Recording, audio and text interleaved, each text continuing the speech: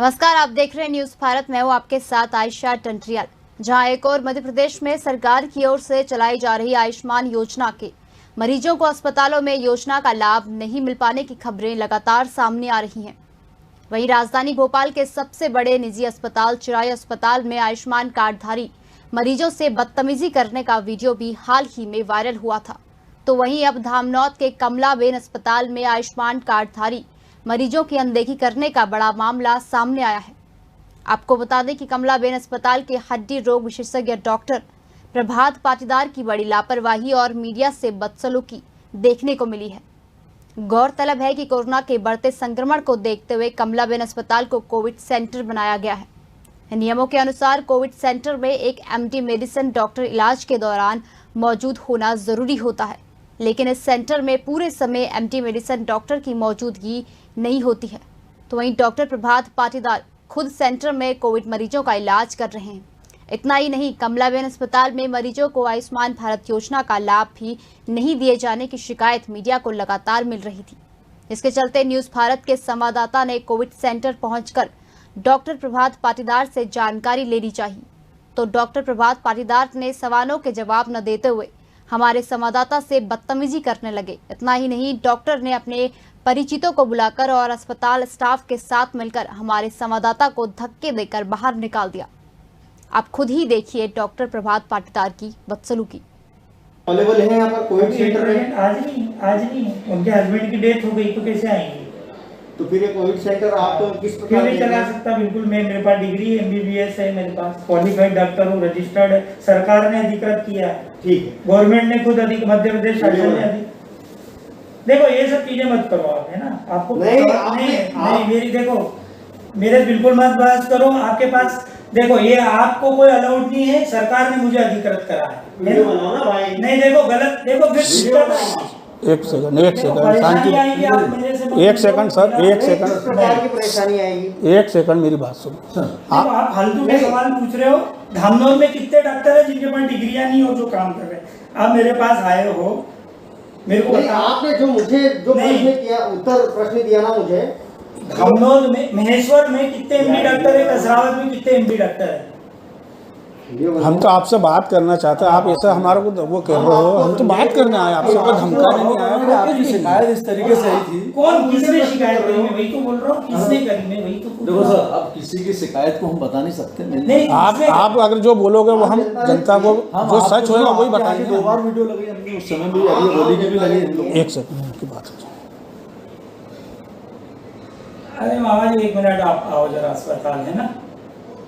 हाँ जरा अर्जेंट है, इमरजेंसी में जरा आओ तो, है?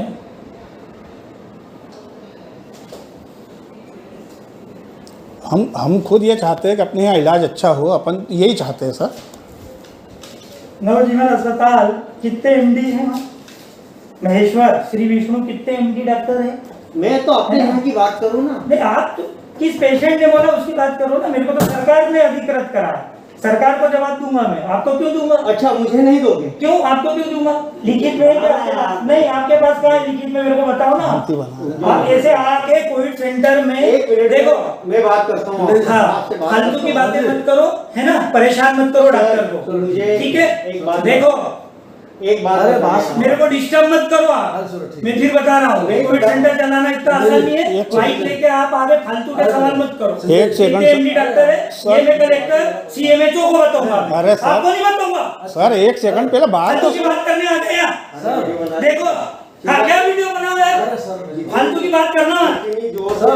इतना ही नहीं, कमलाबेन अस्पताल में काम करने वाले एक कर्मचारी ने भी डॉक्टर प्रभात पाटीदार पर पैसों के लिए गलत इलाज कर लोगों की जान लेने और आवाज उठाने पर उसके साथ मारपीट करने का आरोप भी लगाया है। क्या नाम है आपका? अक्षय दवे। आप कमलाबेन हॉस्पिटल में कब से काम कर रहे हो? मेरे को 7 से 8 महीने हो गए यहाँ पे। ये कोविड सेंटर जब से बना है तब से 8 महीने हो गए ना? 8 से 18 तारीख से स्टार्ट हुआ था ये, इसको 2 महीने हो चुके हैं। अच्छा, 2 महीने हो चुके। यहाँ पर कोविड सेंटर जो बनाया गया था, कितने बेड का बनाया गया था? इनका कोविड सेंटर था कम से कम ये मान के चलो 23-24 बेड थे, जो कि मैंने खुद ने लगाया था। 24 बेड लगाए थे। हाँ। इसमें हड्डी विशेषज्ञ के जो हड्डी वाले जो पेशेंट आते थे, हाँ हाँ। वो कोविड सेंटर में ही रहते थे?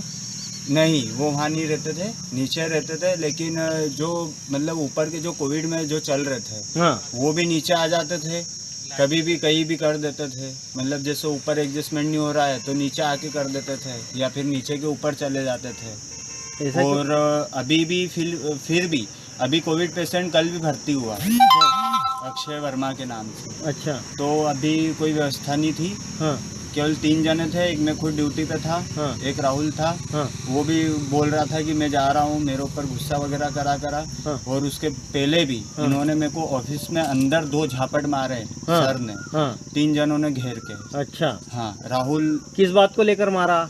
इन्होंने सिलेंडर, मेरे 3 पेशेंट वहाँ पे डेट हुई है। अच्छा। 3 पेशेंटों की। और मैंने इनको क्या बोला कारण था, डेट हुई है?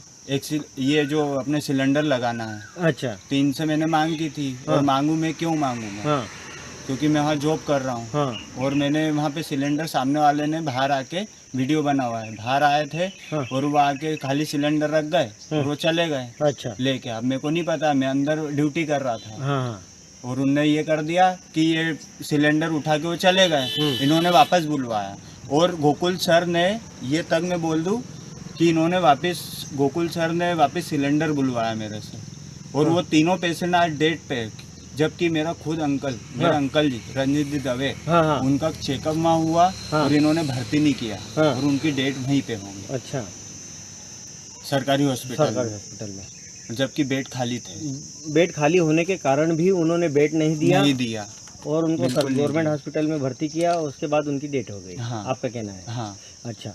और क्या कुछ मामला है, जैसे आयुष्मान कार्ड पे लोगों को एडमिट करते हैं, आयुष्मान कार्ड पे इनको ये- बिल देते हैं क्या पूरा? नहीं, कुछ नहीं, बिल कुछ भी नहीं मिल रहा है। अभी एक भी पेशेंट को बिल नहीं दिया एक भी गया। कोरोना पेशेंट को अभी इन्होंने बिल नहीं दिया है। और आयुष्मान कार्ड लेते हैं? आयुष्मान कार्ड लेते हैं, फोटोकॉपी आधार कार्ड वगैरह की कार्ड लेते हैं। उसके बाद भी इन्हें 10% 15% का लेस करके उसके ऊपर जो भी पेमेंट बनता है, 20, 25, 30 हज़ार रुपये, 35 हज़ार रुपये। जैसे 1 लाख रुपए का हुआ, वो मतलब तो उसमें से 15,000 रुपए 20-30 हाँ, 20-30 हज़ार 15,000 20,000 रुपए माइनस कर लेते हैं। माइनस कर लेंगे। हाँ, चलो ठीक है, बहुत बहुत धन्यवाद आपका। क्या दवे? मेरे पिताजी कमलाबेन में एडमिट थे। हाँ। 10 तारीख को हमने एडमिट करवाया था। अच्छा। तो वहाँ कोविड सेंटर था धामनोद में। हाँ। तो हमने सोचा आयुष्मान है, तो हमने कि आयुष्मान में हो जाएगा, आयुष्मान के अंतर्गत हमारा हो जाएगा इलाज। अच्छा। तो हम गए, करवाया। हाँ। तो हमने बात करी डॉक्टर से कि हमारा आयुष्मान बना है तो हमारा आयुष्मान में इलाज कर दीजिए। हाँ। तो उन्होंने बोला कि आयुष्मान हमारे पास नहीं है, हमारे पास जो है बेड फुल है। हाँ। तो हमने सोचा कि ठीक है, हमने जैसे तैसे पैसे करे, इधर उधर से रकम वगैरह गिरवी रख के पैसे रखे। और हर 2 दिन में 20,000 रुपये देना था। अच्छा। तो हमने 5 दिन करवाया, ट्रीटमेंट चला हमारे पिताजी का। अच्छा।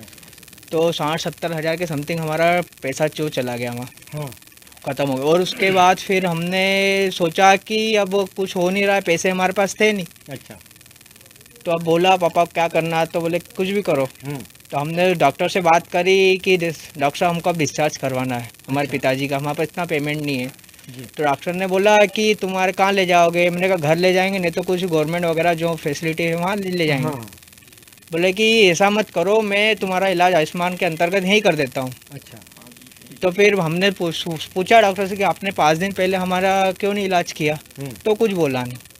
फिर हमने सोचा कि हमने फिर डिस्चार्ज करवा ले। और फिर लिखित में उन्होंने बिल वगैरह दिए नहीं। हमने 2 दिन में, मतलब 2 दिन के अंदर 20-20 हज़ार रुपये देना था। हाँ। बिल वगैरह मांगे, बिल वगैरह भी नहीं दिए। डिस्चार्ज दिया उस दिन हमसे उल्टे 6,000 रुपये लिए गए। अच्छा, आयुष्मान कार्ड दिया था जब डिस्चार्ज? हाँ, आयुष्मान कार्ड दिया था। उनके पास इन्फॉर्मेशन भी चले गई थी कि ये वाले भाई, इनका हेड आयुष्मान कार्ड कैलाश परशुराम के नाम से, उनके पास आधार कार्ड चले गया था। हमने कंप्लेंट करवाई थी बीफ्लो के नाम से। अच्छा। बहुत बहुत धन्यवाद न्यूज़ से बात करने के लिए। केला टंसोर है। धामनोद कमलाबेन हॉस्पिटल में आप भर्ती किए गए थे कुछ दिन पहले? भर्ती हुए थे ना। ठीक है, 5 रोज भर्ती रहे। ठीक है, ठीक है, बहुत बहुत धन्यवाद। वहीं जब हमारे संवाददाता जयंत शर्मा ने इस बारे में जिला स्वास्थ्य अधिकारी से बात की तो उन्होंने उचित कार्रवाई करने का आश्वासन दिया है। कमलाबेन हॉस्पिटल को हमने कोविड के मरीज के उपचार के लिए हमने परमिशन दी है। जी सर। और कोविड के उपचार के साथ उनको ये भी हमने बोला है कि जो आयुष्मान कार्डधारी पेशेंट है उनका निःशुल्क उपचार होगा शासन के नियमानुसार, जिसमें उसका आयुष्मान कार्डधारी का पेमेंट सरकार करेगी। तो सर कितने लोगों को एक दिन में मतलब नहीं, उसमें ये है कि उनके यहाँ जितने कोविड के बेड हैं उसका 20% हमने मांगा है। जैसे उनके पास अगर 10 पलंग है तो 2 मरीज का उपचार वो आयुष्मान के अंतर्गत करते हैं, करेंगे। ये बात उन्होंने बताई, ये नहीं, ये हम शासन के निर्देश हैं। जी सर। और 20% के बाद अगर किसी मरीज का उपचार आयुष्मान में करना है जी हाँ, तो वो चाहे तो कर सकते हैं, लेकिन हम कानूनन रूप से उनको बाध्य नहीं कर सकते। जी सर। कि भाई आपका 10 पलंग है तो 2 पलंग का 20% 2 पलंग हो गए जी, तो आप उसका उपचार करें आयुष्मान के अंतर्गत। सर वहाँ पर तो एम्बुलेंस भी नहीं है और आपके आदेश अनुसार एक सीसी कैमरा लगाया जाता है जो कोविड वार्ड में, वो भी नहीं है। और सर वहाँ पर एमडी डॉक्टर भी उपलब्ध नहीं है। तो सर इस संबंध में क्या कहना चाहोगे सर? इसमें इस संबंध में ये है कि शासन के पास जब मरीजों की संख्या बढ़ी, जी सर, और उसमें मरीजों की संख्या बढ़ने के बाद शासन ने कोविड केयर सेंटर, एक्चुअल में अस्पताल और कोविड सेंटर में अंतर है। जी सर। कोविड केयर सेंटर में मरीज का उपचार, एक तो कोविड सेंटर जो शासन ने बनाए हैं उसमें वहाँ पर गंभीर मरीजों का जो है जी, उसके लिए बड़े सेंटर पे मरीज को रिफ़र करेंगे। जी सर। और कमलाबेन जो अस्पताल है वहाँ पे कोविड के लिए हमने जो उसको परमिशन दी है जी, तो उसमें ये देखा है कि भाई वहाँ पे उनका अस्पताल जो रजिस्टर्ड अस्पताल है, तो ऐसे हमने पूरे ज़िले में 8 अस्पताल अधिकृत करे हैं। 8 अस्पताल को शासन के नियमानुसार हमने अधिकृत किया है। उसमें ये भी है कि अगर आप उपचार नहीं करना चाहें, सभी को हमने सब स्वेच्छा से आए हैं, किसी को बाध्य नहीं करा इलाज के लिए कि आप आ जाएं और हमारे को आपका अस्पताल दे दें इलाज के लिए। तो कमलाबेन अस्पताल जो है, ये जो आपने वीडियो देखी है, ये तो इस पे क्या कहना चाहोगे? इस पर यह है कि भाई मीडिया चूँकि लोकतंत्र का चौथा स्तंभ है और मीडिया किसी भी संस्था से जानकारी के संबंध में पूछ सकता है। उसके लिए स्वतंत्र देश के स्वतंत्र नागरिक हैं और आप पूछ सकते हैं, मेरे से भी पूछ सकते हैं और किसी भी संस्था से पूछ सकते हैं।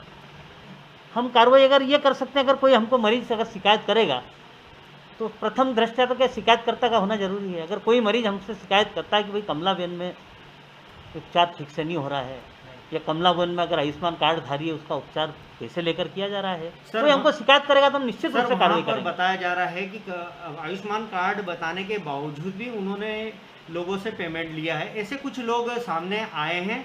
और चूँकि मेरे पास ऐसी कोई जानकारी नहीं है कि कमलाबेन पे किसी अस्पताल, मेरे पास कोई शिकायत नहीं आई है, तो मैं इस संबंध में कुछ नहीं बोल सकता। हाँ, मेरे पास शिकायत आएगी तो मैं निश्चित रूप से कार्रवाई करूँगा। सर, जहां एक और सरकार इस कोरोना महामारी में गरीब लोगों के इलाज के लिए आयुष्मान जैसी योजनाओं के माध्यम से गरीबों को इलाज देने की हर संभव कोशिश कर रही है, तो वहीं दूसरी ओर धामनौद के कमलाबेन अस्पताल और डॉक्टर प्रभात पाटीदार जैसे लोग आपदा को अवसर बनाकर मोटी कमाई करने में लगे हुए हैं। इतना ही नहीं, सरकार की योजना का लाभ भी गरीब लोगों को न देकर खुद ही उसका फायदा उठा रहे हैं, जिसकी वजह से आम जनता में सरकार की छवि खराब हो रही है। अब देखना यह होगा कि सरकार ऐसे अस्पतालों पर कब तक कार्रवाई करेगी। फिलहाल हमारे इस खास पेशकश में इतना ही। खबरों के लिए बने रहिए न्यूज़ भारत के साथ। नमस्कार।